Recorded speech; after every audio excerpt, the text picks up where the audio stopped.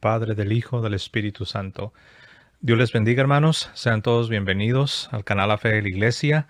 Como siempre, estoy contento de estar una vez más con todos ustedes. Quiero primeramente animarlos a darle like a este video, a compartirlo en sus redes sociales. Y si eres nuevo en nuestro canal, también te invitamos a suscribirte para que puedas recibir todas las notificaciones. Muy bien, hermanos, pues como ya vieron, en esta ocasión vamos a estar hablando acerca de una doctrina muy importante porque tiene que ver con nuestra salvación, tiene que ver con la manera en que Dios nos salva, la manera en que Dios nos justifica, cómo Dios nos perdona, cómo es que pasamos de ser pecadores bajo la condenación de nuestro propio pecado a ser hijos de Dios, cómo somos justificados. La palabra justificado, como vamos a ver en un momento, significa ser hechos justos, pasar de ser un pecador a ser un justo, un justificado. Y bueno, hermanos, sin más preámbulos, quiero comenzar con nuestra presentación y como van a poder ver en pantalla, vamos a comenzar con la definición. Les pido de su paciencia ya que este tema puede ser un poco complicado porque se manejan algunos términos de teología, pero trataremos de hacerlo lo más simple que podamos para que sea digerible y al mismo tiempo que podamos edificarnos, que no solo sea una emoción, que no solo sea algo que nos entretenga, sino que sea algo que nos edifique. Muy bien, pues vamos a ver lo que tenemos ahora en pantalla, hermanos. Tenemos, como pueden ver ahí, esta definición, la naturaleza de la justificación. Y leo, la justificación en sentido activo, es decir, cuando hablamos de justificación es la palabra, como pueden ver ahí en pantalla, es dikaios, que en latín sería justificatio, justificatio. Y esta palabra justificación, hermanos, es definida por el Concilio Tridentino de la siguiente manera. Es una traslación, es decir, es transportar, una transportación, es una traslación de aquel estado en que el hombre nace hijo del primer Adán al estado de gracia y de adopción de hijos de Dios por el segundo Adán, Jesucristo, nuestro Salvador. Bueno, pues como pueden ver, hermanos, ya de entrada tenemos una definición que creo nos puede ser de mucha utilidad. Yo creo que está muy clara. Me encanta esta definición porque es simple y es concisa del Concilio de Trento.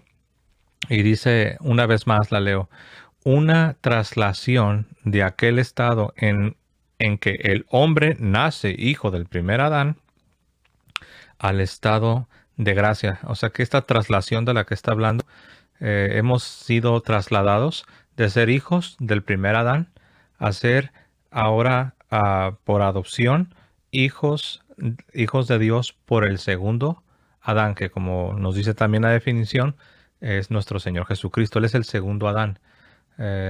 Esta es la importancia, hermanos, de recibir la gracia de Dios. Y sabemos que primeramente se recibe la gracia divina por el bautismo. Esa es la puerta, es el portal de entrada a la familia de Dios, a la iglesia, a la comunidad cristiana, porque es precisamente la gracia del bautismo la que nos hace nacer de nuevo. Algunas veces escuchamos a algunas personas no católicas que nos hacen esta pregunta y es una buena pregunta, pero ellos se refieren cuando te preguntan, ¿has nacido de nuevo? En la realidad, al final de cuentas lo que ellos quieren saber es si eres de su denominación. Porque si tú contestas de una manera distinta a lo que ellos están esperando, inmediatamente van a tener dudas sobre tu salvación, entre comillas. Van a tener dudas de que en verdad eres un cristiano, si no contestas de acuerdo a su propio sistema teológico. Pero bueno, nosotros vemos que en la realidad nacer de nuevo significa recibir la gracia divina, la gracia de Dios, por medio del sacramento del bautismo. ¿Por qué? Porque así lo ha instituido el Señor Jesucristo. Como dice San Pablo en Romanos 6:4, Por el bautismo estamos unidos a Cristo en su muerte y en su resurrección. Por eso es que nacemos. Es una resurrección espiritual. Nacemos de nuevo. Y es esta realidad, aunque es misteriosa porque va más allá de nuestra comprensión, no deja de ser realidad. Es algo muy profundo, muy real, que debe traer consecuencias palpables en nuestra vida interior y en nuestra vida diaria. Pero bueno, vamos a continuar con la definición de la naturaleza de la justificación. Ahora, recuerden que cuando decimos naturaleza de la justificación, estamos hablando de cómo es la justificación. Naturaleza de la justificación significa preguntarse, ¿qué es exactamente la justificación? ¿Cómo debo entenderla? ¿Por qué es importante que yo comprenda esto de la justificación? Y vamos a continuar, hermanos. Como pueden ver también en sus pantallas, en el segundo párrafo, tenemos lo siguiente. La justificación, por tanto, tiene un elemento negativo y otro positivo. El elemento positivo es la santificación interior por los méritos de Jesucristo. Algunas veces se dice que nosotros los católicos creemos que somos salvados por nuestros propios méritos, y nada puede estar más lejos de la realidad, pues vean una vez más la definición católica de justificación. La justificación, por tanto, tiene un elemento negativo y otro positivo. El elemento positivo es la santificación interior por los méritos de Jesucristo. El elemento negativo consiste en el perdón del pecado. Dicho de otra manera, y aquí lo explico, hermanos, para que no nos confundamos, cuando hablamos de un elemento positivo y otro negativo, para entenderlo, se los voy a decir de esta manera. El elemento positivo es algo que adquirimos, algo que se nos da, algo que se suma, positivo. Es una suma, algo que se agrega, una adición. Y lo que se nos da en este caso es una santidad. Es la santificación que viene por los méritos de Jesucristo, por esa obra preciosa de aquel que es Dios, pero se hizo hombre, del Dios hombre, de la segunda persona de la Santísima Trinidad. Y nos da algo, nos regala algo, nos obsequia algo. Ese es el elemento positivo, algo que se adquiere. Pero también hay un elemento negativo, es decir, algo que se nos quita, una sustracción, algo que perdemos. ¿Y qué es eso que se nos quita? ¿Qué es esa sustracción? Eso que perdemos. Pues vamos a ver una vez más. Yo se los leo para todos ustedes. El elemento negativo consiste en el perdón del pecado. Se nos quita el pecado, se nos quita la condenación, como dice San Pablo también en su carta a los Romanos, el capítulo 8, de modo que si alguno está en Cristo, ninguna condenación hay para los que están en Cristo, ninguna condenación hay para los que están en Cristo. Entonces, ese es el elemento negativo, algo que se nos quita. Por un lado, se nos dio la santidad, se nos da el perdón, se nos limpia, se nos lava, se nos da la santidad. Ese es el elemento positivo, lo que ganas. Y por otro lado tienes el elemento negativo, lo que pierdes, lo que se te quita. Y ese es el pecado. Nuestros pecados son removidos, somos perdonados. Y bueno, continúo, o más bien continuamos con la lectura porque se los quiero mostrar aquí en pantalla. Continuamos, hermanos. Después de lo que tenemos subrayado en amarillo, encontramos lo siguiente. Aunque estos elementos son objetivamente inseparables, o sea, van de la mano, no se puede que Dios solamente te dé lo positivo y no te dé lo negativo. O sea, van de la mano. Te da algo y te quita algo. Son como las dos caras de la misma moneda. Aunque estos elementos son objetivamente inseparables, ya que el perdón del pecado es prácticamente un efecto de la santificación interior, y eso es importante. Lo primero que Dios hace es que te santifica, te hace justo, y a manera de consecuencia, por así decirlo, es que viene el perdón, viene todo lo demás. Lo primero que Dios hace es hacerte justo, es santificarte. Continúo. Aunque estos elementos son objetivamente inseparables, ya que el perdón del pecado es prácticamente un efecto, un fruto de la santificación interior, debemos tratarlos por separado para poder refutar más eficazmente la herejía luterana de que el pecado no se borra. Porque recuerden que Lutero dice que el pecado solo es cubierto, que uno sigue siendo pecador, pero que Dios solamente te cubre, te envuelve con la justicia de Cristo, pero que tú por dentro sigues siendo la misma persona pecadora. O sea, tú no te conviertes en justo, tú no eres hecho una nueva persona, como dice San Pablo, ¿no? Que somos una nueva criatura. Lutero negaba esto y decía que en la justificación solamente era Dios cubriéndote por afuera, envolviéndote. Bueno, continúo. Comprendiendo esto, vamos a entender el error luterano como estamos leyendo. Ah, Vamos a estar tratando estos dos elementos por separado para poder refutar más eficazmente la herejía luterana de que el pecado no se borra, sino que simplemente se cubre y que la justificación, decía Lutero, consiste en una imputación.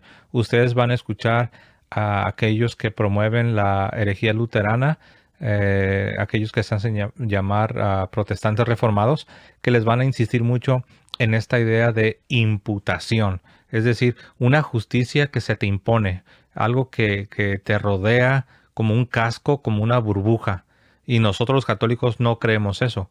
Creemos que la justicia es algo que transforma, es algo que te santifica de adentro hacia afuera. No es algo que solamente lo tienes ah, superimpuesto como una especie de calcomanía, que solamente está en la superficie, pero que tú en lo profundo sigues siendo el mismo pecador.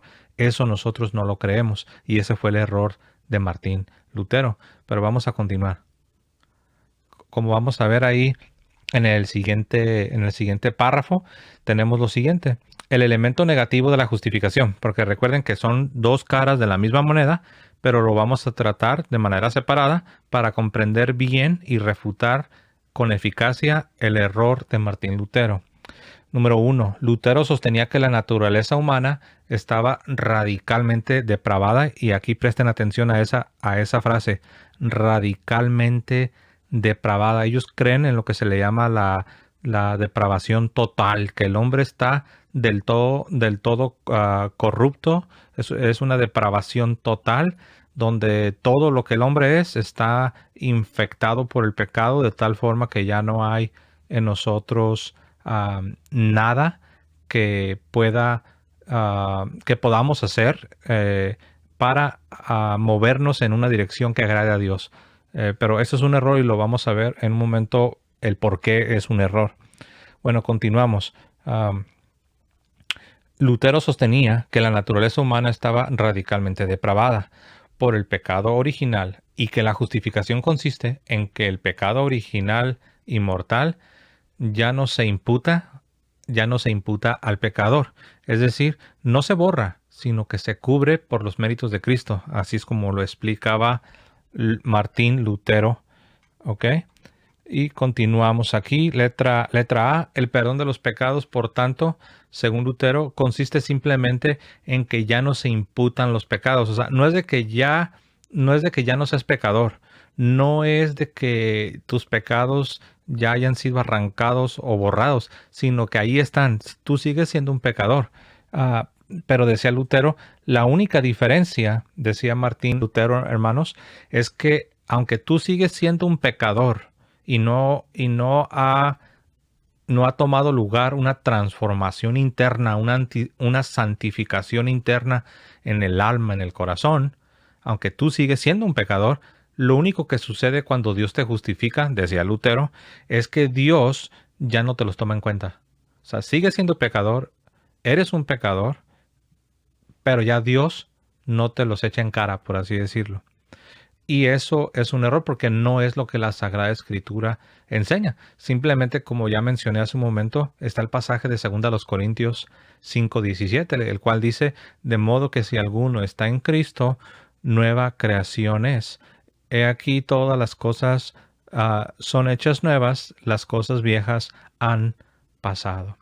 De modo que claramente San Pablo dice que el que está en Cristo, el que se une a Cristo, es hecho una nueva criatura, una nueva creación, una nueva persona. Eres hecho justo. Eso significa la justificación, ser hecho justo. No por tus méritos, no por tus virtudes o bondades, no, sino porque te has unido. Te has unido, te has integrado a aquel que es justo, que es Cristo. Y al unirte, no solamente eres cubierto, no solamente eres rodeado, no solamente es que Dios ya no te va a echar en cara los pecados, no, sino que en verdad eres transformado, sino que en verdad ocurre una santificación interna. En verdad, como dice San Pablo, si alguno está en Cristo, nueva criatura es. Y esa es quizás la diferencia principal entre la fe de la iglesia y el luteranismo. O bueno, pues ahora ya casi no se usa la frase luteranismo, ¿no? Hoy ya decimos protestantismo. Pero al principio, cuando estas ideas comenzaron a salir a la luz, pues así se le conocía, ¿no? La herejía luterana, ¿no? El luteranismo. Pero bueno, vamos a continuar para que podamos redimir bien el tiempo, podamos usar bien nuestro tiempo. Continuamos. Entonces ahí lo tienen.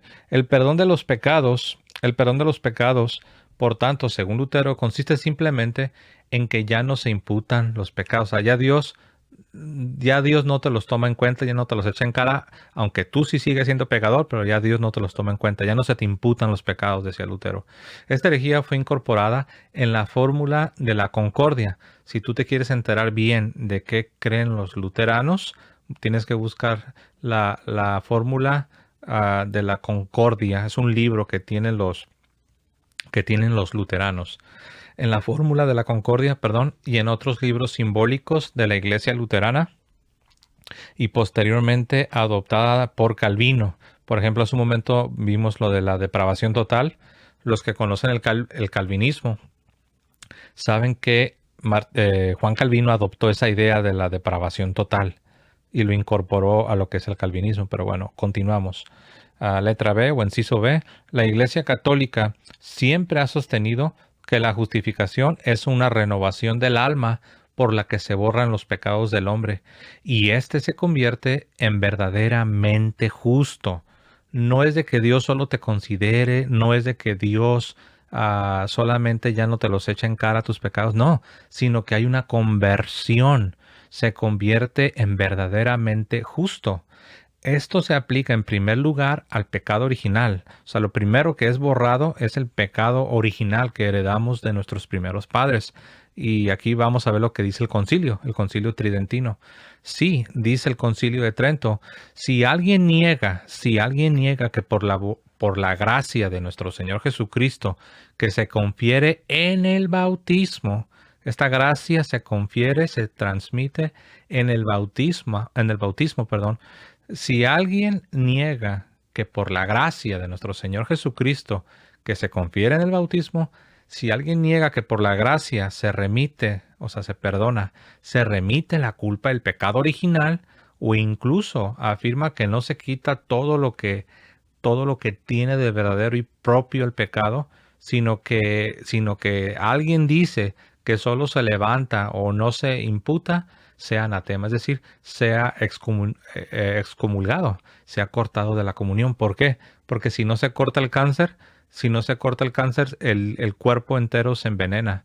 Es como una gangrena que corre, que si no amputas el órgano infectado, correrá hacia todo el cuerpo. Por eso la iglesia aquí se vio obligada a pronunciar esta sentencia. No te está mandando al infierno, pero está diciendo que aquel que de manera pertinaz, el de manera insistente enseña esta herejía, tiene que ser cortado de la comunión, tiene que ser excomulgado. Lo que aquí define respecto al pecado original, el concilio lo reafirma en otro lugar respecto al pecado mortal. O sea, esto que acabamos de ver no solo aplica para el pecado original que heredamos de nuestros padres, sino también aplica para los pecados graves que se pueden que se pudieron haber cometido después, cuando alguien ya va tomando conciencia, cuando uno alcanza la edad de la razón. Si alguien dice que la gracia del bautismo no borra del todo, no perdona del todo el pecado y sus efectos, esta persona está cayendo en una herejía y dice el concilio sea anatema, ya sea del pecado original o de los pecados que se pudieran cometer después en la vida. Muy bien, entonces continuamos. Continuamos con la lectura. Refutación de la teoría luterana. Ya vimos lo que creía Lutero y ahora vamos a ver cómo se refuta, es decir, por qué esta teoría pues es falsa y ha de ser rechazada. La teoría, así condenada solemnemente por los padres tridentinos, es antibíblica y también está opuesta a la tradición católica. La enseñanza bíblica sobre este punto puede reducirse a 4 puntos distintos. Número 1, la remisión o perdón de los pecados. La remisión de los pecados concedida en el proceso, porque noten, hermanos, la justificación es un proceso. Muchos tienen dificultad en entender por qué hablamos de la justificación o de la salvación como un proceso. Pero lo es, si tú vas a la Escritura, tú vas a ver que la justificación tiene un inicio, tiene una progresión, es algo que continúa durante toda tu vida, y también tiene una plenitud cuando ya somos liberados completamente de todo pecado en el futuro. ¿Ok? Pero es un proceso. Pero bueno, esto lo digo de paso, porque muchos no entienden por qué decimos que la justificación es un proceso. La remisión de los pecados concedida en el proceso de justificación es una verdadera aniquilación de la culpa. En verdad Dios remueve el pecado y remueve la culpa. Es decir, los pecados remitidos dejan de existir en el orden moral, aunque no, por supuesto, en el histórico. O sea, no significa que las cosas que tú hiciste antes de tu conversión, no significa que ya dejan de existir. Por ejemplo, si tú robas un banco y al día siguiente te arrepientes y te conviertes al cristianismo, tu culpa, tu pecado es aniquilado, es borrado, es verdaderamente removido. ¿Ok? Pero no significa que en el sentido histórico también es borrado. O sea, no significa que no robaste el banco el día de ayer y que quizás pueden venir a prenderte para ser arrestado y llevado a la cárcel. Entonces, eso es lo que estamos viendo aquí. Eso es lo que significa lo que estamos leyendo. Entonces, continúo. Aunque no, por supuesto, en el orden histórico. En el Salmo 53, o en el texto masorético sería el Salmo 51. En el Salmo 53 o en el 51:3 dice: Ten piedad de mí, oh Dios, según tu gran misericordia, y según la multitud de tus piedades, borra mi iniquidad. Noten cómo dice borra, no dice cúbrela o solo considérame como que si ya no soy pecador, no, dice bórrala. Por eso la iglesia insiste en que la justificación en verdad es una santificación, es una remoción, un removimiento del pecado, de la culpa. Por eso aquí el salmista dice, borra mi iniquidad. En Isaías 43:25 encontramos, yo soy el que borra, noten cómo está en negritas, borra. Yo soy el que borra tus iniquidades. Después de que Dios ha borrado un pecado, este ya no existe. Isaías 44:22. He borrado tus iniquidades como una nube y tus pecados como una niebla. Hechos 3:19. Por tanto, arrepiéntete y conviértete para que tus pecados sean borrados. En otras partes se dice que Dios quita, noten la palabra quita, se dice que Dios quita el pecado. Y tenemos, eso lo vemos en segundo libro de Reyes 2:13, también el Señor ha quitado tu pecado. Noten la palabra quitado. No es que solamente Dios ya no te eche en la cara tu pecado. No es que ahora ya Dios solo te considere como que no pecaste. No, sino que sí lo quita, lo borra, lo remueve. ¿Ok? Después continuamos esta otra cita. Te ruego que quites la iniquidad de tu siervo. Cuando Él, es decir, cuando Dios quita el pecado, éste queda real y verdaderamente borrado. En Miqueas 7:18 encontramos, ¿quién es un Dios como tú que quita la iniquidad? Él quitará, noten cómo se enfatiza mucho en quitar, borrar, quitar, remover. Este es el aspecto negativo. Dios te quita algo, Dios sustrae algo, ¿ok? Perdemos algo, perdemos el pecado y su culpa. Continúo. Él, o sea, Dios, quitará nuestras iniquidades y arrojará todos nuestros pecados al fondo del mar. En el Salmo 9:36, o en el texto masorético sería el 10:36, su pecado será buscado y no será hallado. Salmo 102:12, tan lejos como el oriente está del occidente, así alejó de nosotros nuestras iniquidades. Por consiguiente, Cuando nuestro divino Salvador dijo a María Magdalena, muchos pecados le son perdonados, quiso decir que sus pecados fueron completamente borrados y quitados, no como Martín Lutero propone, que solamente son cubiertos, que solamente Dios te imputa la justicia, dando a entender como que tú sigues siendo el pecador, tu pecado pues ahí está. Pero lo que sucede, decía Lutero, es que viene la justicia de Dios y como que te envuelve, como si te pusieran una especie de, no sé si han visto ah, en algunas series de superhéroes, que el superhéroe tiene un poder para crear como un escudo, una especie de escudo de energía alrededor de él. Pues algo así Lutero se imaginaba la justicia, la justificación. Decía que alrededor de ti había como un escudo, que era la justicia de Cristo, aunque tú por dentro sigues siendo el mismo pecador, pero te rodea esta justificación. Uno pues dice, bueno, pues suena bien, ¿no? No suena muy mal, no está del todo mal. Quizás, pero la pregunta no debe ser si suena bien, la pregunta debe ser, ¿qué dice Dios? ¿Qué dice la Sagrada Escritura? ¿Qué es lo que Dios ha manifestado? ¿Qué es lo que se nos ha revelado? ¿En verdad estamos siendo fieles al testimonio de la Sagrada Escritura? ¿Qué es lo que ha enseñado la Iglesia a través de los siglos? Y la respuesta es que no es algo que te rodea, es algo que te transforma. De modo que si alguno está en Cristo, nueva criatura es, una santificación interna. En este debate, hermanos, en este debate de la justificación, muchas veces la manera como se maneja es que Lutero proponía una justificación, un perdón por imputación.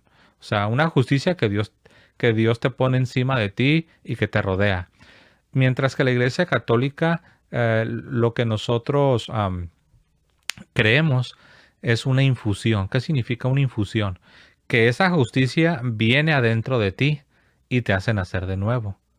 Es una santificación interna. No es como algo que solamente viene, crea un escudo, una burbuja alrededor de ti. No, sino que viene y penetra hasta lo más profundo de tu ser y te hace nacer de nuevo. Eres una nueva creación. Y por eso fuiste hecho justo, no solamente declarado. También vas a escuchar eso que te van a decir, no, es que la justificación significa que ahora ya Dios no ve tus pecados, ahora ya Dios no te considera pecador y te declara justo. Es mucho más que una declaración.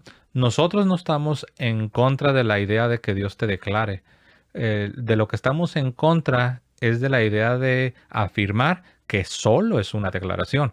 Nosotros como católicos creemos en las dos cosas.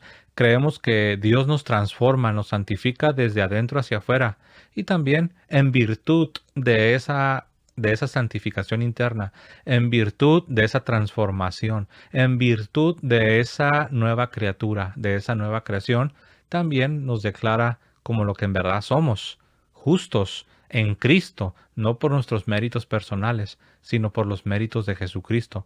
Entonces, Dios hace una obra buena, una obra muy buena, y después Dios declara su complacencia.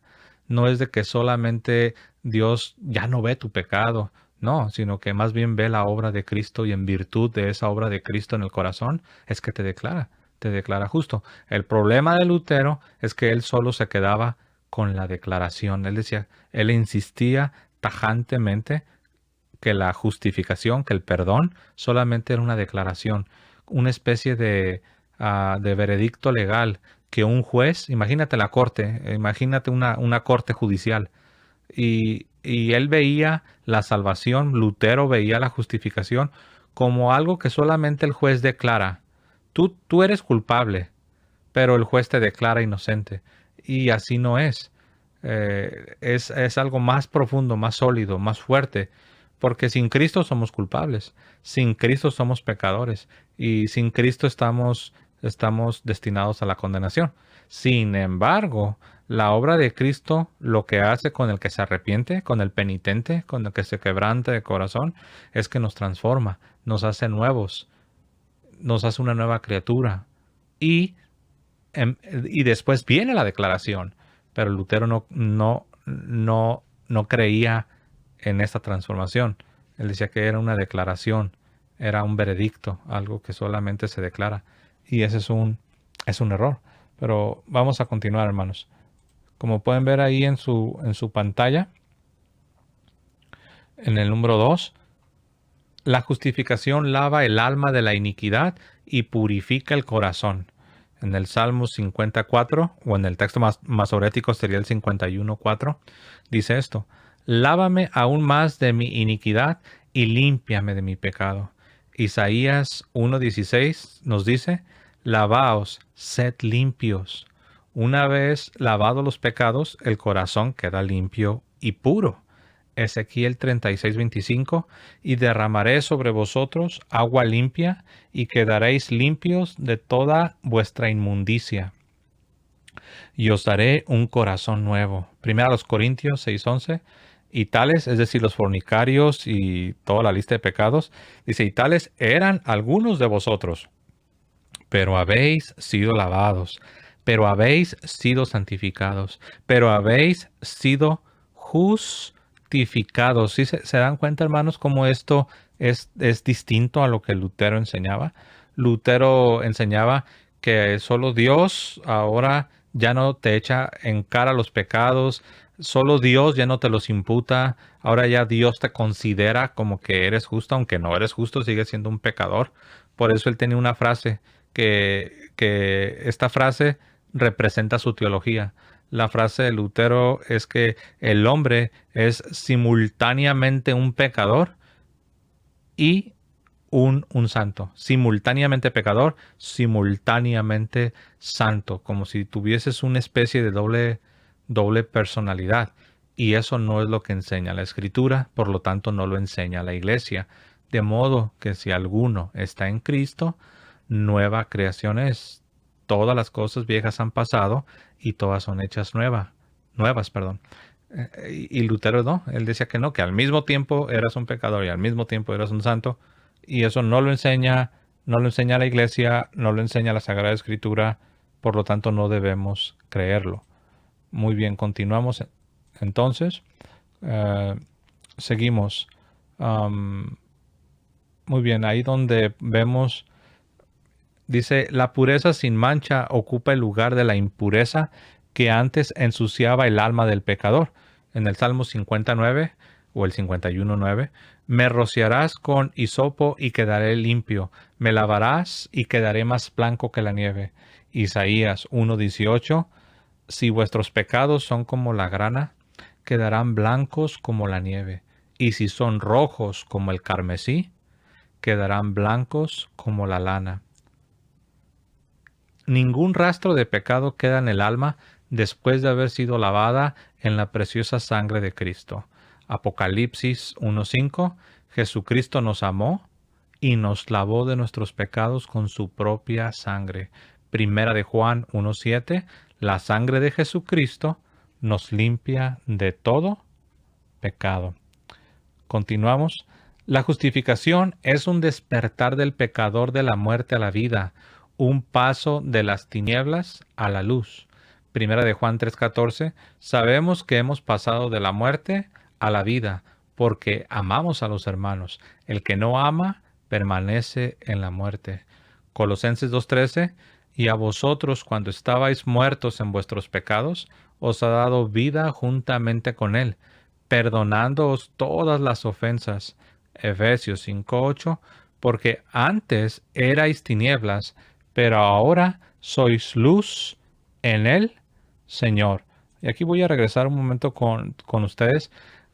Aquí, hermanos, todo el énfasis está puesto en la realidad de que cuando nosotros recibimos la justificación, en verdad somos hechos justos. De hecho, la palabra griega de donde viene justificación es dikaios, y dikaios significa ser hecho justo, no significa ser considerado justo o ser declarado justo, significa ser hecho. Es algo, ahí tenemos la idea muy fuerte de conversión, de pasar de las tinieblas a la luz, de la impureza a la pureza, o como dice también San Pablo en Colosenses, de ser trasladado de la potestad de las tinieblas al reino de nuestro Señor Jesucristo. En verdad es un cambio esencial. No es cualquier cosa. No es solamente que ya Dios no te eche en cara el pecado. No es solamente que tú sigues siendo lo mismo. Sigues siendo pecador, decía Lutero. Pero ahora ya Dios ya no te lo toma en cuenta. Ahora ya Dios no te imputa tu pecado. No es así. En verdad sucede un cambio. Una vez más. De modo que si alguno está en Cristo, nueva criatura es, las cosas viejas pasaron, he aquí todas son hechas nuevas. Yo creo que diríamos, ¿no? Más claro ni el agua. Pero continuamos, hermanos. El bautismo en particular elimina por completo toda la culpa. Vean, por eso es importante el bautismo. Y por eso de ahí la importancia de que nuestros hijos reciban la gracia del bautismo. Es muy importante. Muchos dejan, dejan a sus hijos desprovistos de esto y los están privando de la vida de Dios. El bautismo en particular elimina por completo toda culpa. Hechos 22:16, levántate y bautízate. Y eso se le está diciendo a San Pablo. Levántate y bautízate y lava tus pecados. Eso es teología católica. Los evangélicos no creen que el bautismo lava pecados, pero vean lo que se le dijo a San Pablo. Levántate y bautízate y lava tus pecados. Hechos 22:16.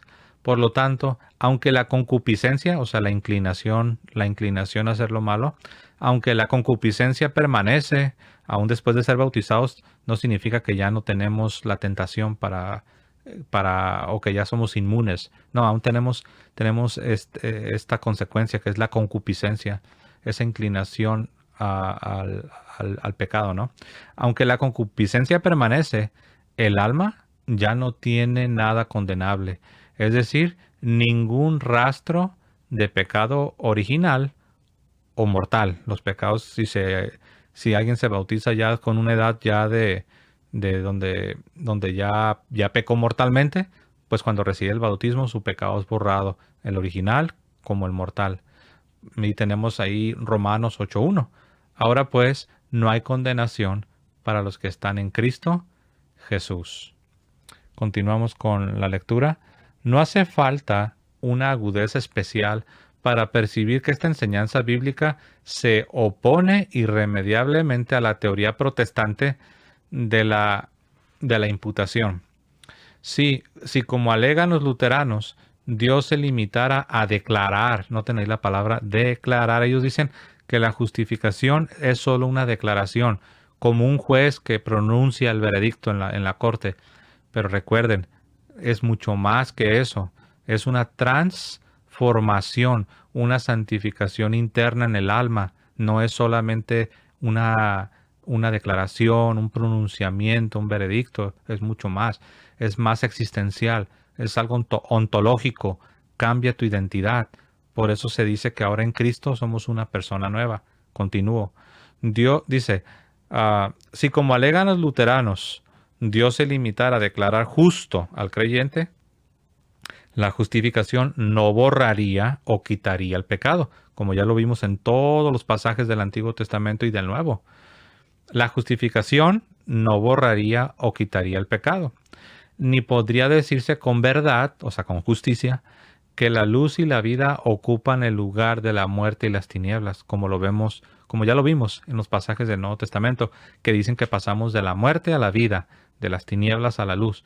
Si solamente fuera una declaración, si solamente es que ya Dios no te considera pecador, entonces no se podría decir con verdad, no se podría decir con justicia que has pasado de la muerte a la luz perdón, de la muerte a la vida y de las tinieblas a la luz. No tendría, sería como hablar con doble cara, una especie de hipocresía.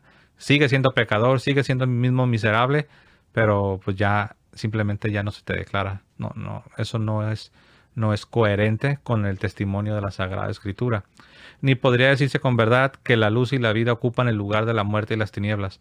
Algo merecedor de condenación seguiría existiendo en los que están en Cristo Jesús. Hay algunos textos bíblicos que parecen favorecer el punto de vista luterano, pero deben ser interpretados en conformidad con la enseñanza general de la Biblia, como se han señalado anteriormente.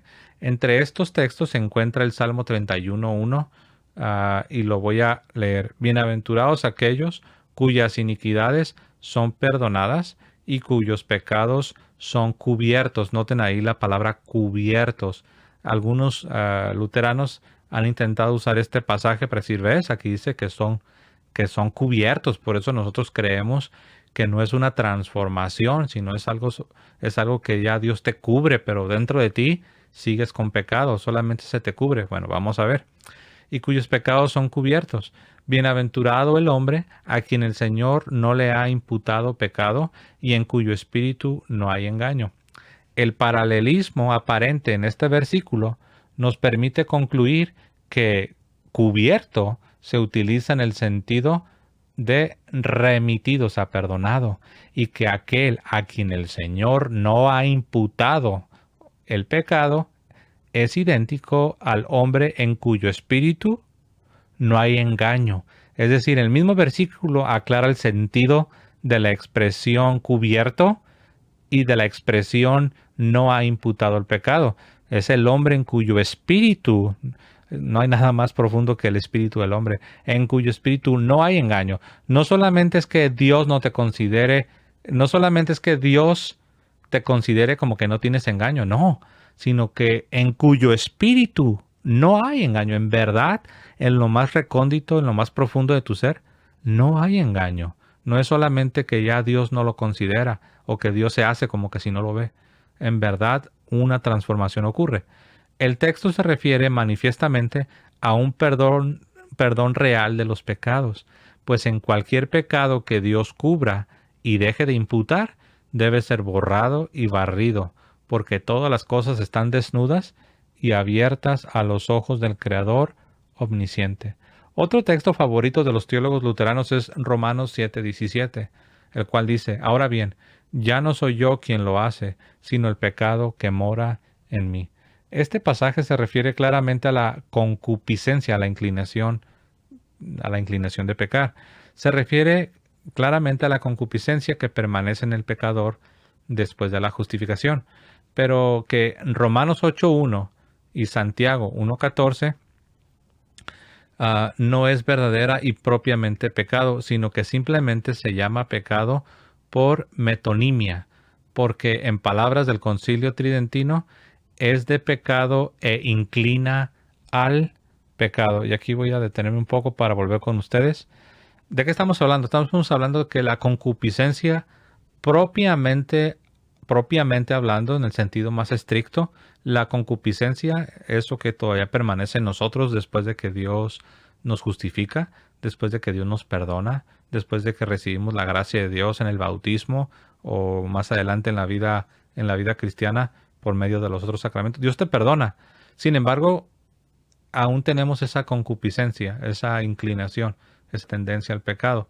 Pero la concupiscencia en sí misma no es propiamente y estrictamente un pecado. Lutero cometió ese error. Lutero veía la concupiscencia como algo idéntico al pecado, como sinónimo de pecado. Por eso él solía decir que él en todo tiempo de hecho, él tiene una frase donde él dice que aún en los momentos más sagrados el pecado está presente, porque él confundió la concupiscencia, la inclinación al pecado, con el pecado mismo, y se debe hacer una distinción.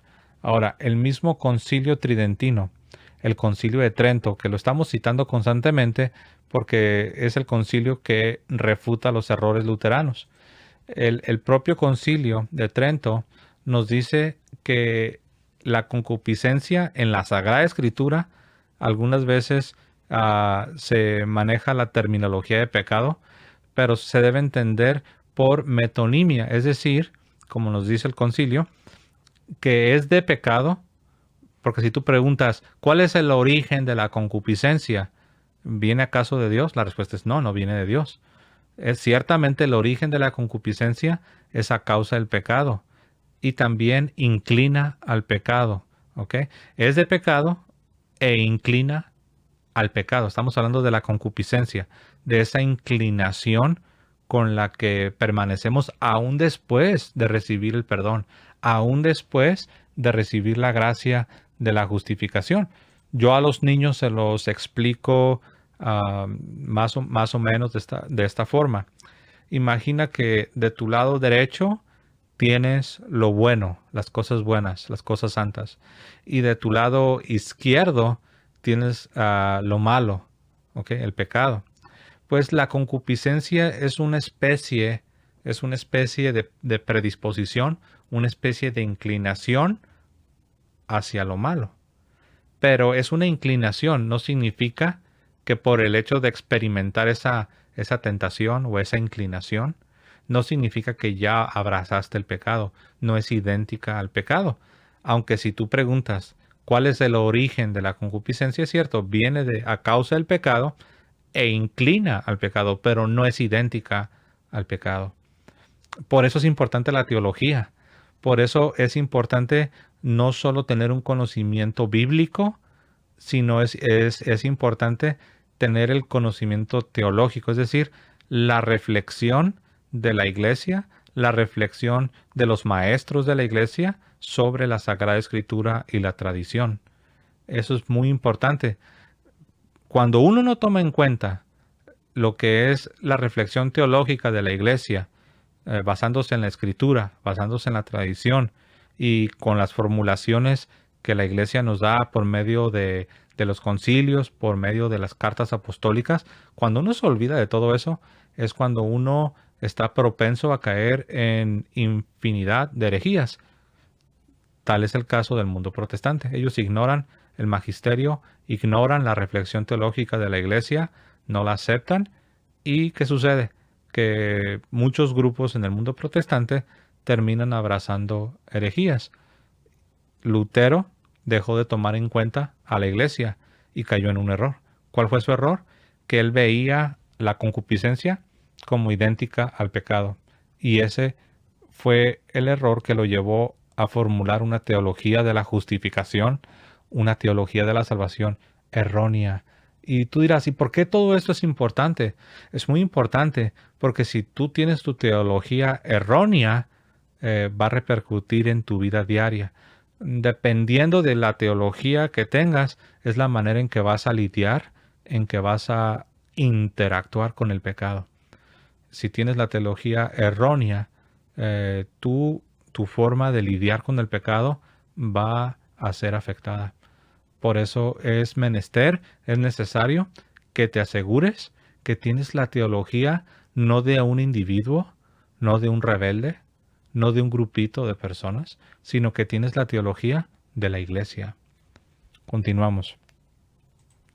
Muy bien, como pueden ver en sus pantallas, bueno, ya vimos que el concilio nos dice que la escritura en diferentes pasajes habla de la concupiscencia con terminología de pecado, pero esto es solo por metonimia, porque en las palabras del concilio, la concupiscencia es de pecado, o sea, su origen es a causa del pecado, e inclina al pecado, pero no es idéntica al pecado. En otras palabras, la tentación no es pecado.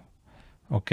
Bueno, estos son los pasajes que yo tenía preparados para todos ustedes. Permítanme regresar. Y entonces, hermanos, como se acaban de dar cuenta, el énfasis que hemos puesto es en el aspecto negativo de la justificación. La justificación tiene dos lados. La justificación es una moneda con dos caras. De un lado tenemos el elemento positivo, que es lo que Dios te da. Dios te da una santidad, te da una justicia, Dios te hace justo. Es algo que recibes, es algo que Dios te obsequia. Una santificación interna, naces de nuevo, una nueva criatura, una nueva creación. Y también la justificación tiene un elemento negativo, algo que pierdes, una sustracción, algo que Dios te quita. Y ya vimos, como lo acabamos de estudiar, hay muchos pasajes, bastantes, demasiados pasajes de la Escritura, donde claramente se presenta al hombre como, como no solamente alguien que es considerado justo o considerado perdonado, sino alguien que en verdad es hecho justo. La justificación es más que una declaración. La justificación es más que una imputación. ¿Se acuerdan de del ejemplo que pusimos para tratar de describir cómo Martín Lutero enseñaba que era la justificación? Él decía que la justificación, traten de traer esta imagen a sus mentes. Imaginen un rayo que viene del cielo. Entonces, este rayo, en lugar de entrar a tu corazón y causar un impacto adentro de tu corazón, este rayo viene y lo que hace es que te rodea y crea una especie de cápsula teniendo como una especie de escudo alrededor de ti. Y Lutero decía que ese escudo, eso que te rodea, es la justicia de Cristo. Entonces, cuando Dios te ve, Dios ya no ve lo que hay adentro, que eres tú, es tu pecado, eres un pecador miserable, sino que ya Dios solamente ve la parte de afuera. Dios ve la justicia de Cristo. Así lo enseñaba Martín Lutero. Pero la Biblia y la Iglesia nunca han enseñado eso, porque lo que sucede es que el rayo, en lugar de venir y formar un escudo alrededor de ti, el rayo del cielo viene y penetra lo más profundo de tu ser y te impacta, te santifica, te hace nacer de nuevo, de modo que si alguno está en Cristo, nueva creación es, nueva persona es, tienes una nueva identidad. La identidad del cristiano no es la del pecador. La identidad del cristiano es la de la nueva persona, la nueva creación. Estás unido a Cristo y esa es tu nueva identidad. Si tú te ves a ti mismo todavía como un pecador, créeme que te vas a mantener en la realidad del pecado, porque no has entendido quién eres, no has entendido que tu identidad ha cambiado. Y eso es a donde lleva la teología luterana, de que la salvación, el perdón, la justificación, solamente es una declaración, solamente es una imputación, solamente es algo de afuera. La Biblia nos dice otra cosa, la Iglesia nos enseña otra cosa. Claramente enseña que es algo que ocurre adentro, una transformación de dentro hacia afuera. Muy bien, hermanos, pues yo sé que podemos decir muchas otras cosas, pero yo creo que aquí lo vamos a dejar. Solamente he querido tomar un poco de tiempo para compartirles esto.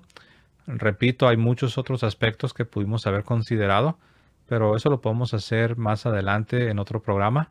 Yo creo que lo vamos a dejar aquí. Suscríbanse al canal, compartan en sus redes sociales y yo me despido como siempre, hermanos. Que viva Cristo Rey y que viva Santa María siempre Virgen. Hasta luego.